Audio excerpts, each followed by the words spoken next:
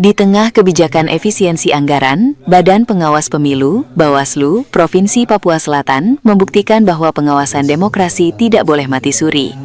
Terbukti, untuk kedua kalinya, Bawaslu Papua Selatan kembali menggelar ngabuburit pengawasan kedua. Di momen tersebut, Bawaslu mempertemukan jajaran KPU dan pimpinan partai politik untuk membedah potret pemutakhiran data partai politik secara berkelanjutan. Meski digelar dalam kondisi non-budgeting akibat kebijakan efisiensi, semangat kolaborasi justru menguat. Ketua Bawaslu Papua Selatan, Marman, menjelaskan bahwa masa jeda tahapan pemilu bukan berarti pengawas beristirahat. Ruang dialog ini dianggap sebagai mesin penggerak utama untuk mewujudkan demokrasi yang berkualitas di wilayah selatan Papua. Ketua Bawaslu Papua Selatan memberikan catatan serius bagi para pengurus partai. Berdasarkan hasil pengawasan terhadap 18 parpol, ditemukan fakta bahwa baru 13 partai yang tertib melakukan pemutakhiran data.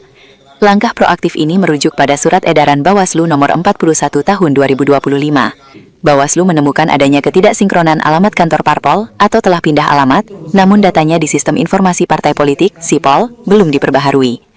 Selain itu, ditemukan adanya keanggotaan ganda antar partai dan SK mandat admin SIPOL yang kedaluarsa dan mengenai kuota perempuan 30% dalam struktur kepengurusannya.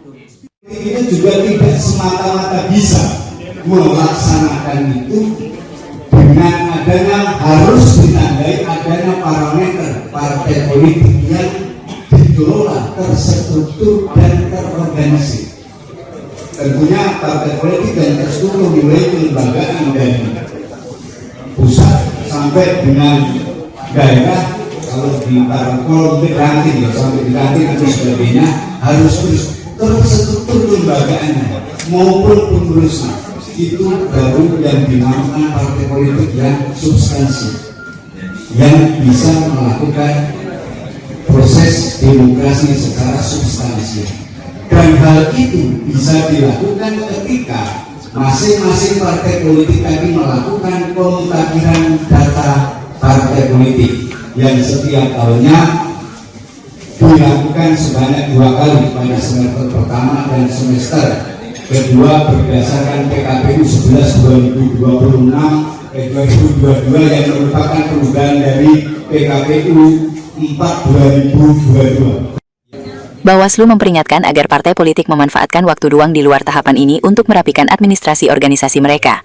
Jika dibiarkan, kendala teknis ini diprediksi akan memicu situasi sulit saat tahapan verifikasi administrasi dan faktual pemilu 2029 resmi dimulai. Dikatakan Marman, digitalisasi melalui SIPOL menuntut akurasi tinggi. Dengan sinergi yang dibangun sejak dini, diharapkan kontestasi politik di Papua Selatan mendatang tidak lagi menghadapi urusan administratif yang terbengkalai. Tim Liputan Metro Merauke.